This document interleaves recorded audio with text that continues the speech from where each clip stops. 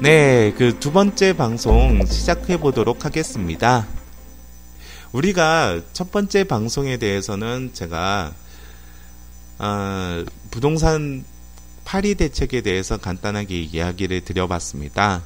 네, 두 번째는 제가 2006년도와 2017년도의 차이점을 제가 처음엔 언급하게 말씀드렸죠. 네, 그러면은 두 번째로는 차이점을 좀 길게 말씀드려 보도록 하겠습니다. 2006년도에는 제가 말씀드렸듯이 모든 부동산 규제의 패러다임이 바뀌었습니다. 그리고 부동산 정책에 대해서의 패러다임도 바뀌었습니다. 2006년도 전후로 해서 2005년도죠. 정확하게 말씀드리면 네, 그냥 2006년도가 가장 핫했기 때문에 그때 기준으로 말씀을 드리겠습니다. 2006년도에는 실질적으로 부동산 전반에 대해서 투자의 규제가 들어갔습니다. 2017년은 거기에서 주택 부분만 쏙 뺐다고 봐도 무방하시죠.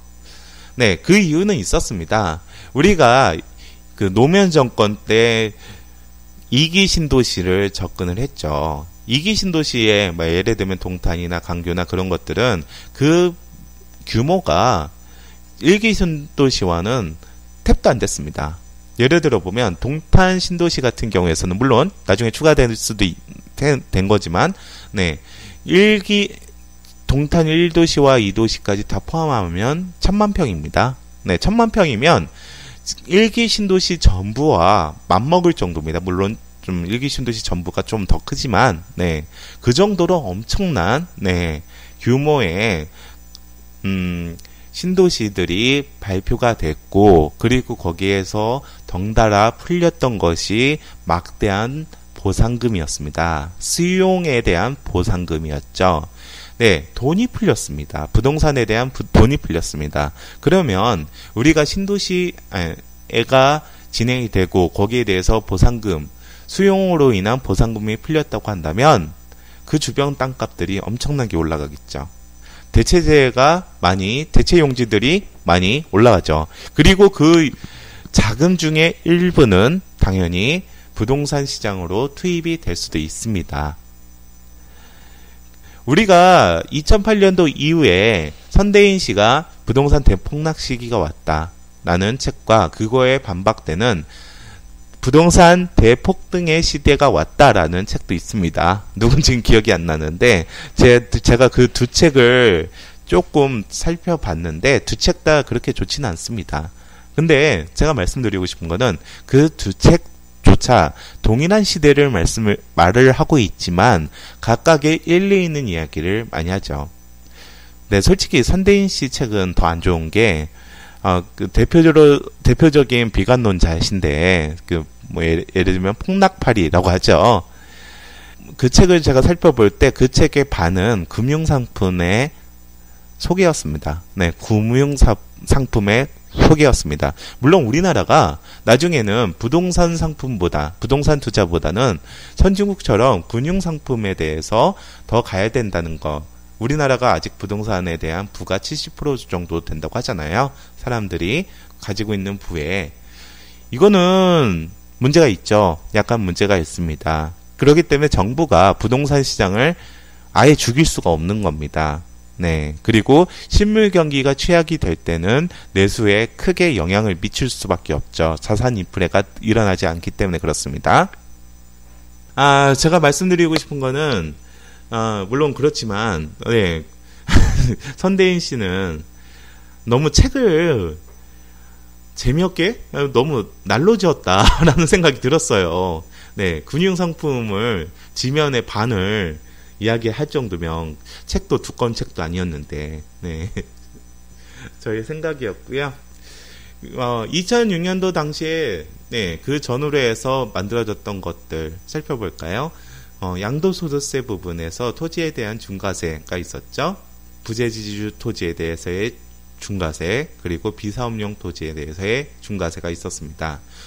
부재지주에 대한 중과세는 토지 시장을 초토화시켰습니다. 그리고 다운 계약서가 횡행하는 그런 부분이 있었죠. 그리고 거기에서 플러스 해가지고 토지거래 허가제가 진행이 됐죠. 네, 전국에 대해서 진행이 됐기 때문에 그 부분에 대해서 네, 그 부동산 전방의 시장에 찬물을 끼얹었습니다. 그리고 제가 말씀드리지만 비사업용 토지는 말 그대로 내가 사용하지 않는 토지에 대해서의 중과세가 되는 겁니다.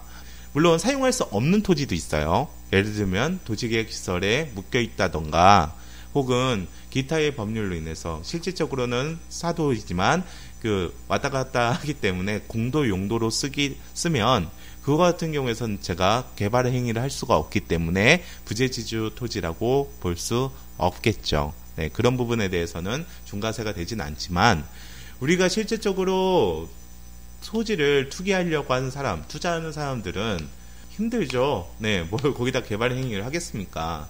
그렇기 때문에 토지에 대한 강력한 규제책이 됐습니다. 그것보다 더 큰 건 부재지주에 대한 규제였죠. 네, 부재지주에 대한 규제는 어마어마했죠. 네, 어마어마했습니다. 네.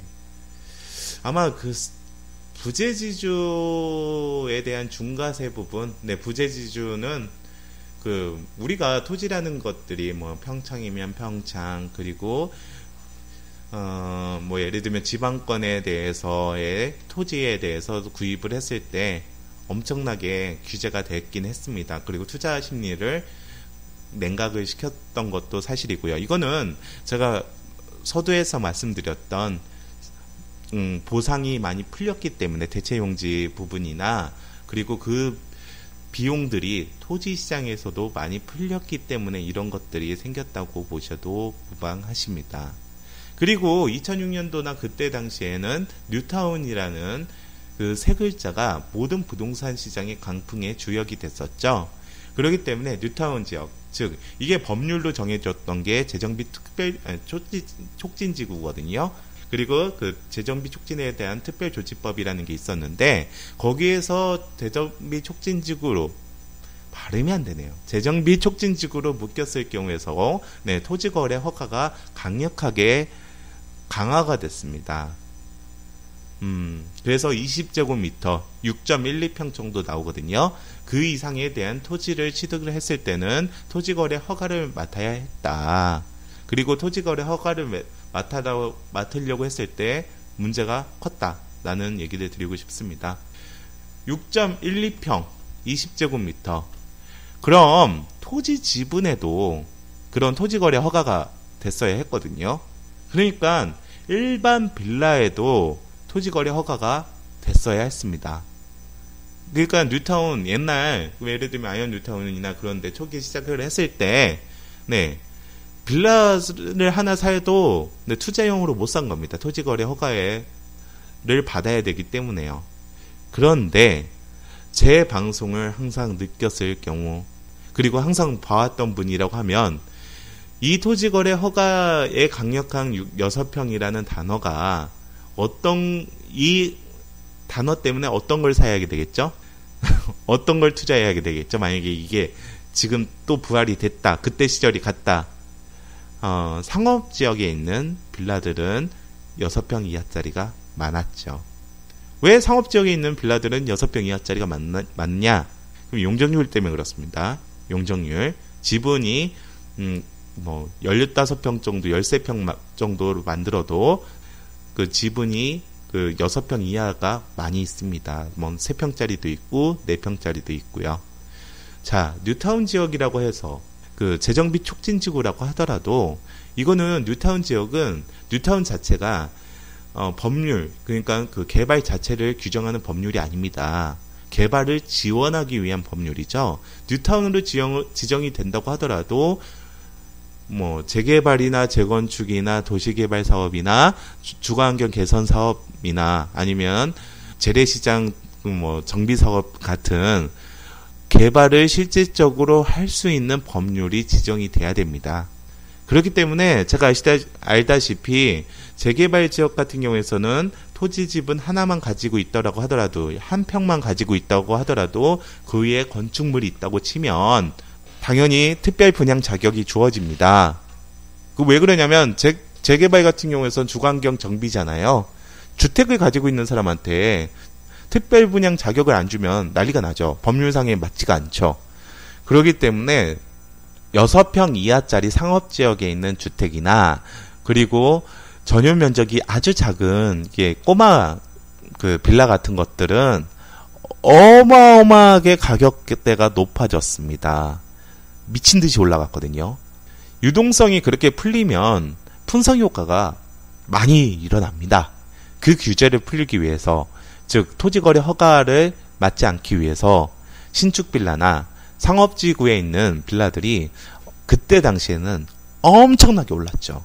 여러분이 생각하는 그 가격 이상으로 올랐습니다. 네, 그런 부분이 있었습니다. 네, 그래서 2006년도와 2017년도의 차이점은 이런 차이점이 좀 있었다. 즉, 2006년도 전후에 여러 가지 규제 중에서 주택 부분만 좀 가져가고, 그리고 주택 부분을 조금 강화를 시켰다, 더. 그래서 법안이 지금 상정 중이고, 요번 9월 국회에서 어떻게 될지 모르겠지만, 진행이 되겠죠. 자, 두 번째로는 우리가 주택을 막는 여러 규제 중에 하나가 바로 처분 매도 조건이 있었습니다. 2006년도 당시에는요. 처분 매도 조건이라면 뭐냐면 유주택자, 즉 주택을 가지고 있는 사람이 다른 주택을 융자를 받기 위해서는 기존에 있는 주택을 매도를 해야 된다라는 거였죠. 즉 다주택자를 원천적으로 막았습니다. 이것을 아주 강력하게 진행을 했었습니다. 2006년도 이후에는요. 근데 쉽게 말씀드려서 이런 것도 있어요. 지금도 우리은행이나 국민은행 같은 경우에서는 기존 주택의 처분 조건 기준으로 융자를 풀겠다라는 이야기가 있습니다. 이건 가이드라인이 넘어오겠죠. 네, 그런 부분들을 살펴보면 될 것 같아요. 그리고 지금 8.2 대책에서 지금 정부에서 만지작거리는 것이 바로 자금 출처 계획서입니다. 네, 이거 같은 경우에서는 증여나 그리고 이 주택을 구입하는 돈을 어디서 구했느냐, 이게 세무조사 같은 거죠. 우리가 김현미 그 국토부 장관께서 내년 4월, 그러니까 2018년 4월까지 다주택자는 주택을 매도하셔라, 아니면 세무조사가 강력하게 들어가겠다라고 얘기를 하는데, 그거에 대해서는 제가 다음 화에 강력하게 좀 비난을 해야 될 게 있습니다. 그런 부분인데 그거랑 일맥상통입니다. 즉 아파트를 신규 분양을 받거나 할 때 그 특정 지역 같은 경우에서는 이 아파트를 어떻게 살 건지 자금 출처 계획도 진행을 했어야 했습니다. 제출을 해야 했죠. 지금은 그러진 않습니다. 네, 제가 알기로는 지금은 그러진 않는 걸로 알고 있는데, 이것도 문재인 정부에서 만지작거리고 있는 진행 중에 하나입니다. 자, 오늘은 여기까지 말씀을 드리도록 하고요. 세 번째로는 8.2 대책을 해부한다, 다주택자 편에 대해서 이야기를 드려보도록 하겠습니다. 부동산 엑스파일 굿모닝 신소장의 신소장이었습니다. 여러분 감사합니다.